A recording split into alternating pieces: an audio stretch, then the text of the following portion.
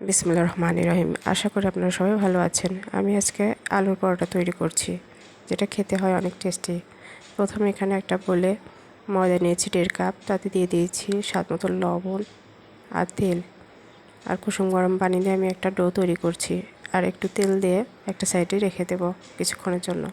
এখানে 5টা সেদ্ধ করা আলু নিয়েছি, সেটা আমি গ্রেটার দিয়ে এভাবে কেটে নিচ্ছি যাতে কোনো লাম্পস না থাকে। আর এখানে অ্যাড করছি মরিচের গুঁড়া, ধনিয়ার গুঁড়া, স্বাদ মতো লবণ, আদা রসুন জিরা বাটা সামান্য একটু দিচ্ছি, কাঁচামরিচ, একটা পেঁয়াজ গ্রেটার দিয়ে কেটে আমি পানিটা ঝরিয়ে নিয়েছি। আর ধনে পাতা দিয়ে আমি সব কিছু মাখিয়ে নিলাম।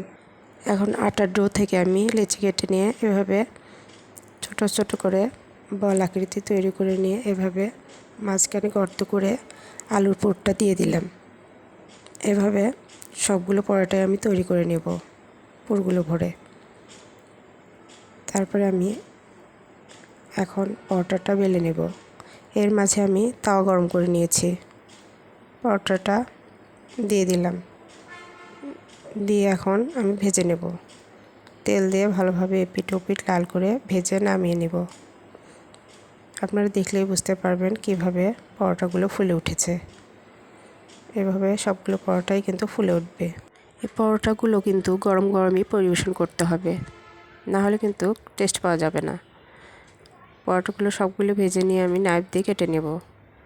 আপনারা পুরোটাই পরিবেশন করতে পারেন, কিংবা এভাবে নাইফ দিয়ে কেটে পরিবেশন করলে কিন্তু দেখতে আরও ভালো লাগে, খেতেও ভালো লাগবে। আমার রেসিপিগুলো যদি আপনাদের ভালো লেগে থাকে অবশ্যই আমাকে সাপোর্ট করবেন।